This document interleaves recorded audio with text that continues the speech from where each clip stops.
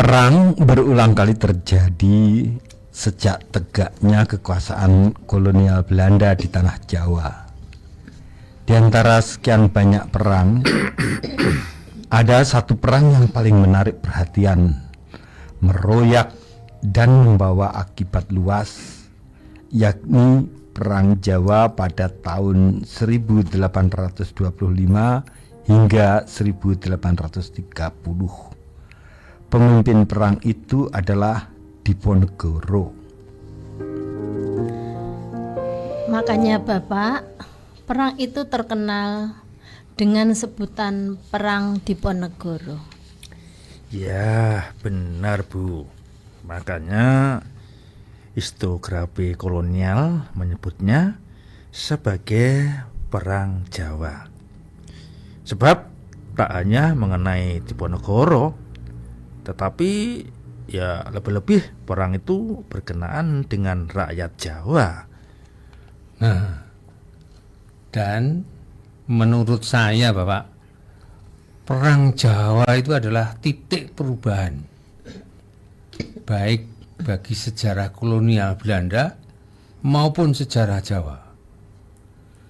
Tapi Mas Ulung, sebelum Perang Jawa, hubungan pemerintah Belanda dengan dinasti-dinasti di Jawa ditandai dengan perdagangan. Ya, maklumlah bungsu, hubungan tersebut terjadi pada saat penguasa kolonial menjalankan merkantilisme di tanah Jawa. Iya Bu. Begitu Perang Jawa usai, penguasa Belanda lalu mengokohkan kekuasaannya menuju hegemoni politik.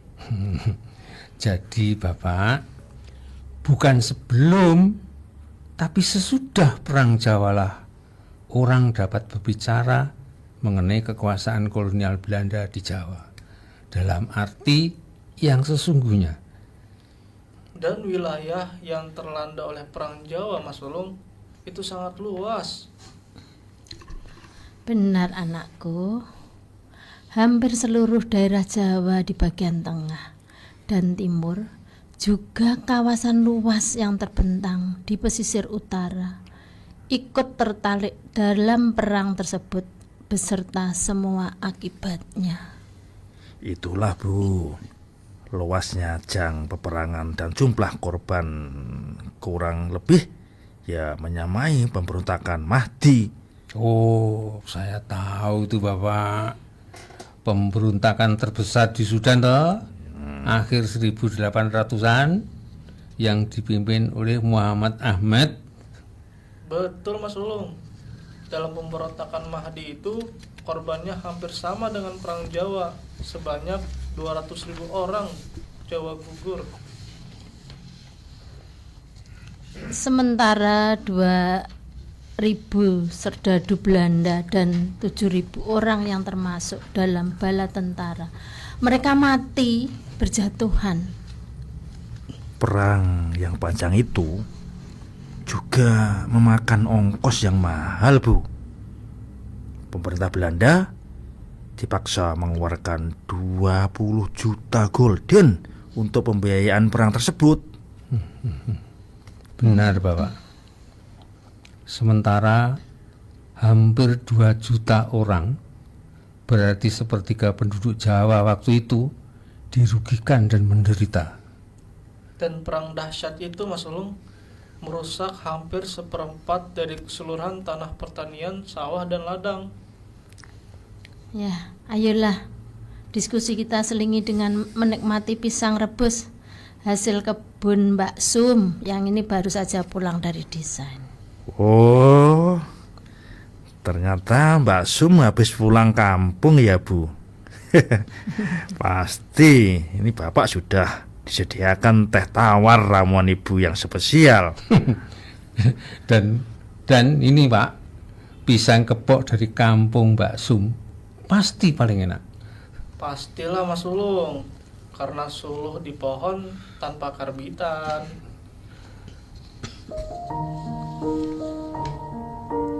Ya, Sore itu keluarga Kartawijaya sedang bersantai di rumah mereka di Wilhelminastraat, Madiun Geminte.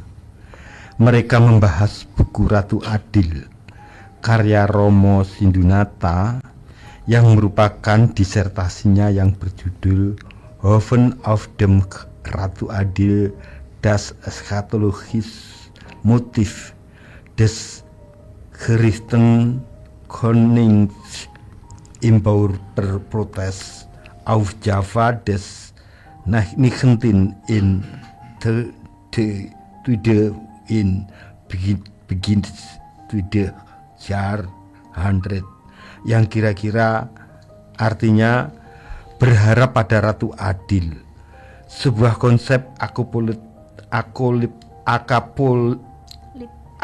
apokaliptik atau eskatologis tentang seorang raja yang adil dan penyelamat yang muncul selama protes petani di Jawa pada abad ke-19 dan awal abad ke-20. Perang Jawa pecah karena berbagai sebab.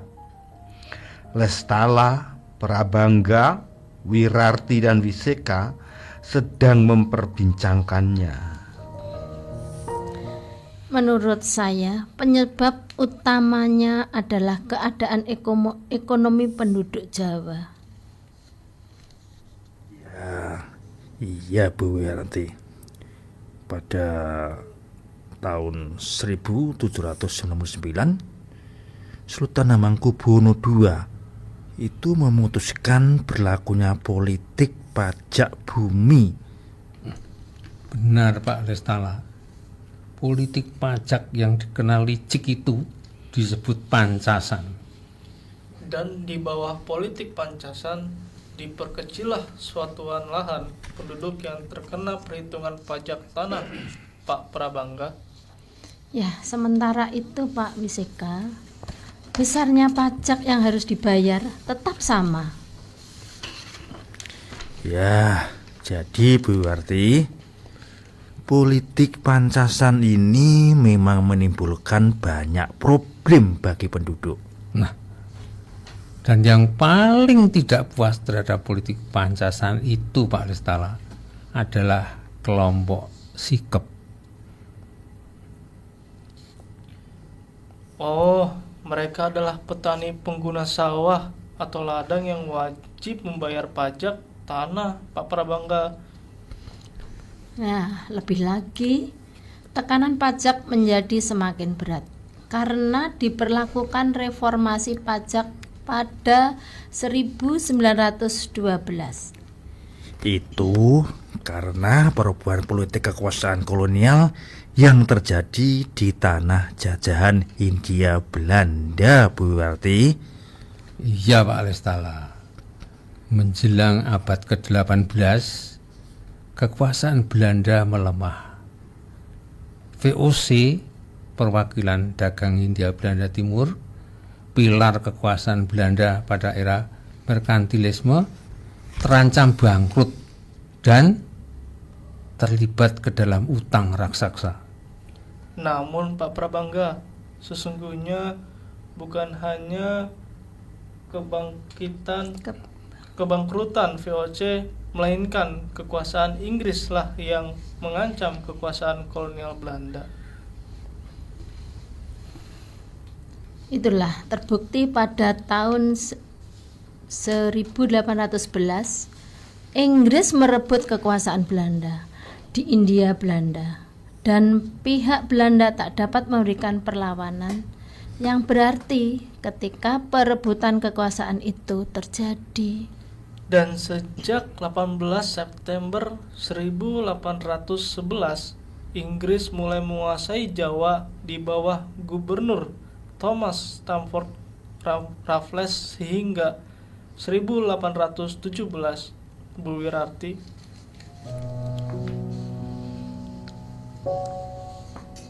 Selama masa pemerintahan Inggris kira-kira 6 tahun, Raffles memberlakukan reformasi pajak. Pajak tanah, harus dibayar dengan uang, dengan maksud agar petani terbebas dari tekanan sistem pajak tradisional yang tidak terkontrol.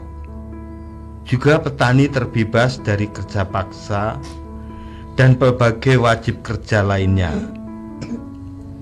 Menurut sistem baru tersebut, wajib pajak hanya membayar pajak yang besarnya dihitung berdasarkan kemampuan nyata masing-masing. Sekilas sistem itu baru kita kelihatan adil. Namun dalam prakteknya sistem tersebut mendatangkan banyak problem, ya, dan ketidakadilan bagi para petani.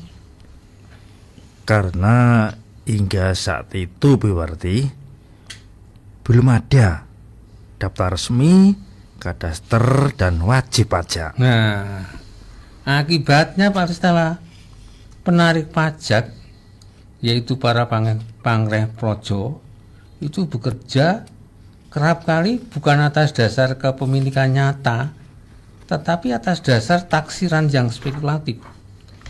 Lebih-lebih lagi Pak Prabangga, sistem pajak baru yang mengatur bahwa pungutan berupa hasil bumi sekarang harus diganti dengan pajak berupa uang. Hal itu menimbulkan kesulitan ekonomis bagi para penduduk pedesa. Nah, itu benar Pak Biseka. Selama ini mereka mengenal kegiatan ekonomi dalam bentuk tukar menukar barang saja. Jelas Bu Warti, mereka tidak memiliki pengalaman akan kegiatan ekonomi yang dijalankan dengan uang.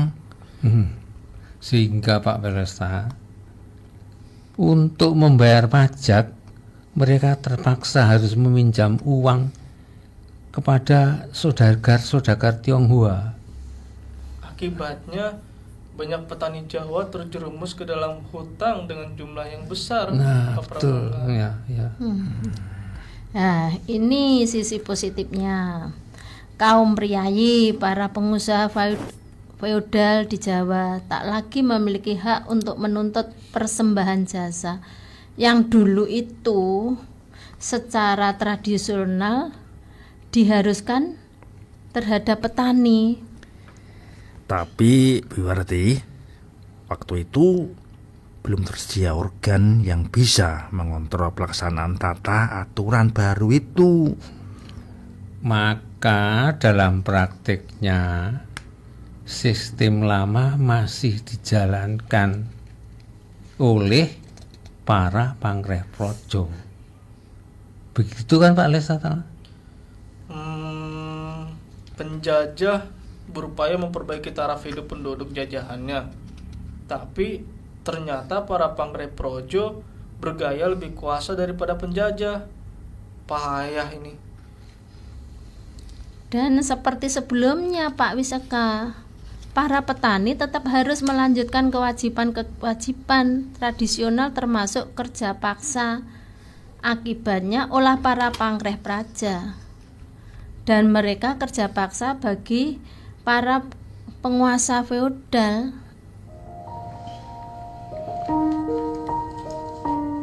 Situasi di daerah Kedu, Jawa Tengah kiranya dapat menjadi contoh betapa hebatnya penderitaan penduduk pedesaan pada waktu itu. Menurut laporan resmi pemerintah pada 1816, di Kedu sistem pajak baru tersebut mengakibatkan produksi bahan pangan menurun jauh di bawah target yang biasanya diperoleh. Pada saat yang sama, jumlah penduduk juga menurun. Seorang tuan tanah Eropa yang mengunjungi daerah tersebut pada 1821 membenarkan laporan tersebut.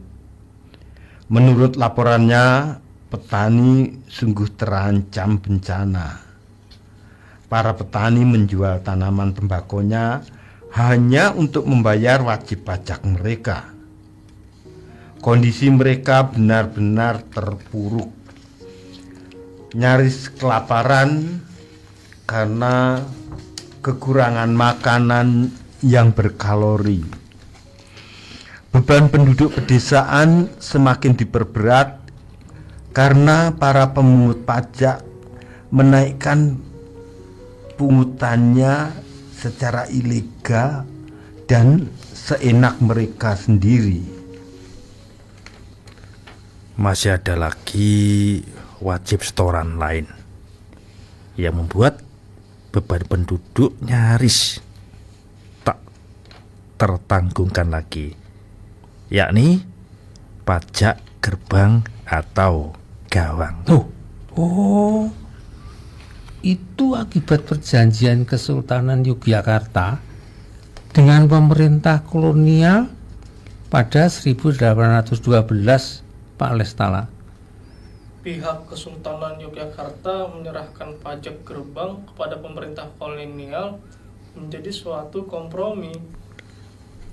Ya, sementara itu Pak Wiseka, pihak Kesultanan Yogyakarta menyewakan lagi pajak gerbang tersebut kepada pemungut pajak lain lah, yang kebanyakan para saudagar Tionghoa.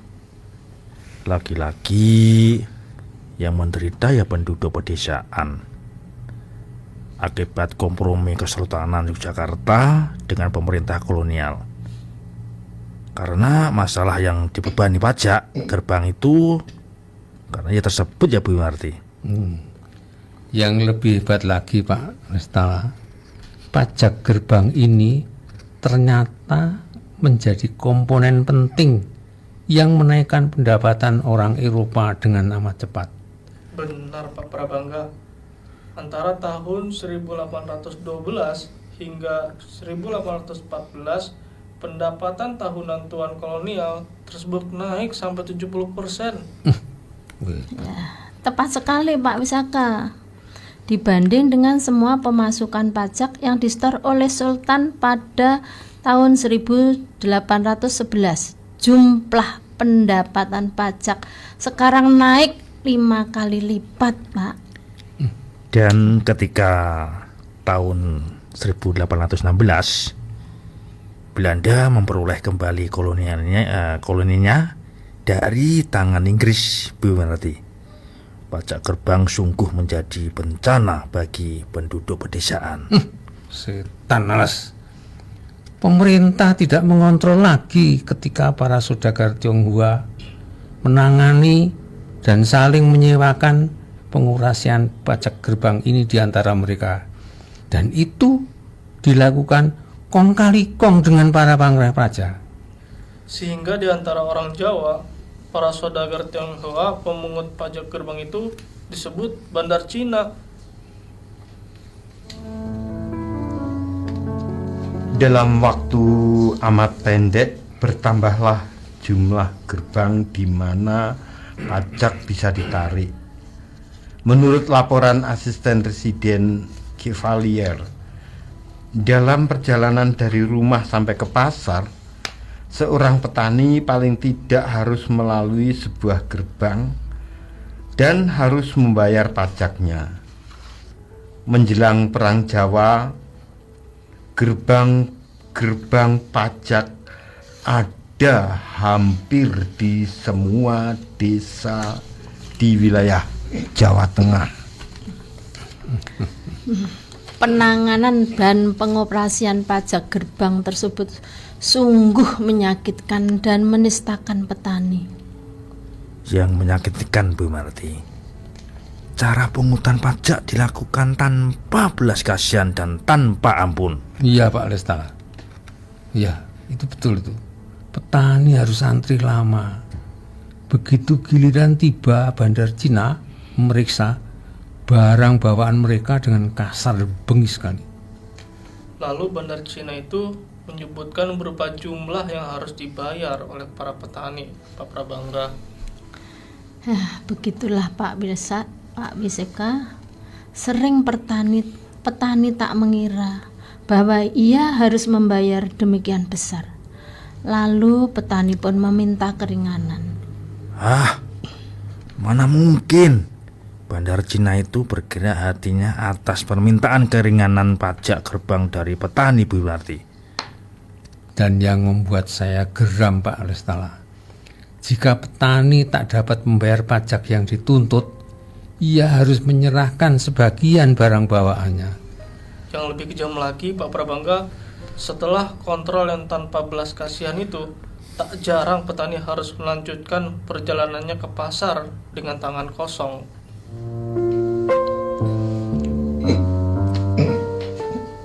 Penghisapan yang dilakukan oleh Bandar Cina terlihat dalam kejadian saat pemilik kerbau yang hendak menjual kerbaunya ke pasar.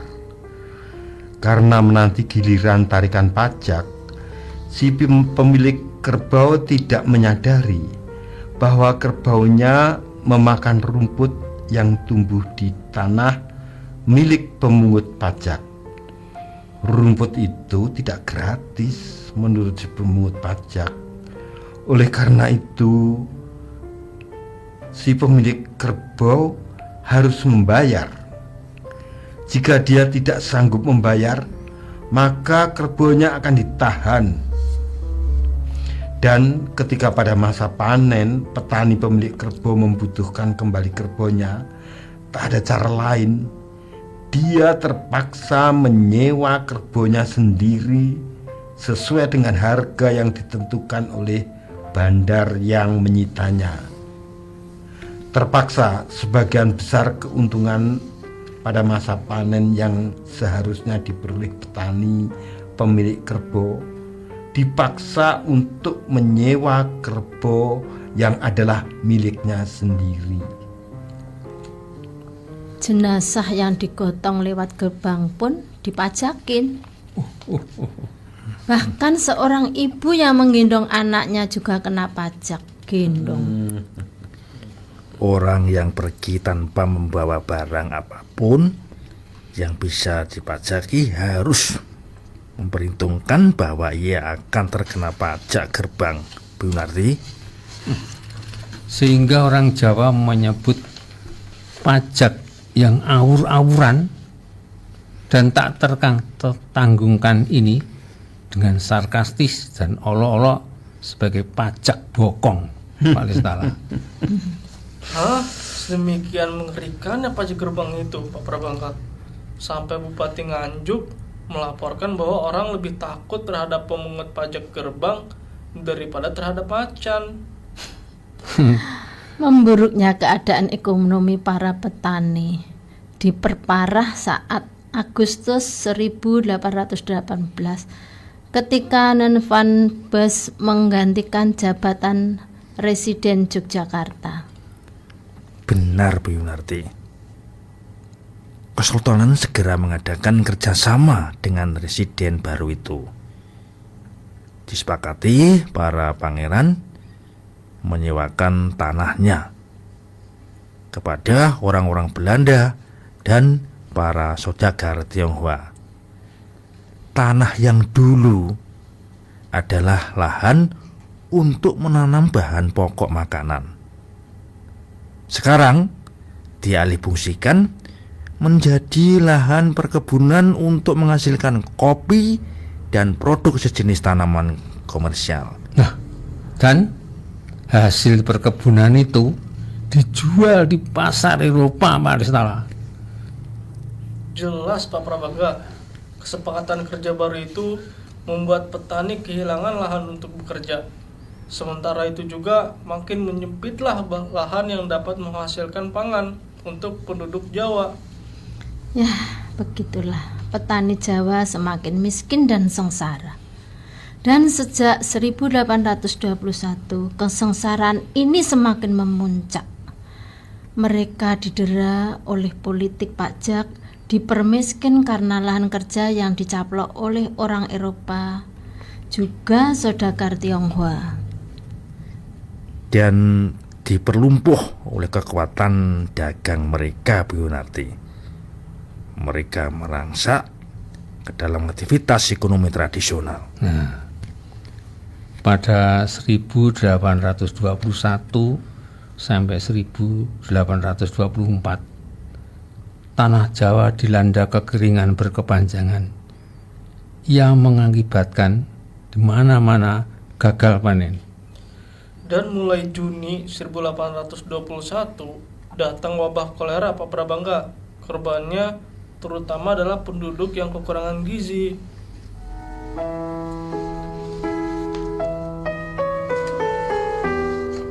Serentak berbarengan dengan bencana itu, penduduk diterkam kepanikan karena Gunung Merapi meletus pada Desember 1822. Bencana alam ini menambah sengsara penderitaan rakyat Jawa. Semua peristiwa itulah yang mendahului pecahnya Perang Jawa. Keluarga Kartawijaya sedang membahas hal tersebut di teras rumah mereka. Terbawa emosi secara intens.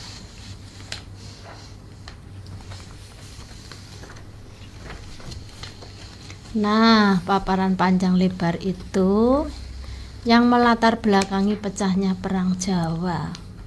Tapi Bu, tak boleh dilupakan bahwa ada faktor lain yang menentukan pecahnya perang besar tersebut. Apa itu, Bapak? Sepertinya penantian akan datangnya Ratu Adil, Mas Ulung. Betulkah begitu, Bapak? Kalau iya, wah, anak ibu si sastrawan yang saat ini memang hebat. Itu karena literasi si bungsu memang memadai. Bapak, sebenarnya Sulung juga paham atas konsep penggantian milenaris itu. Pertanyaan Sulung tadi kan untuk memantik reaksi bungsu.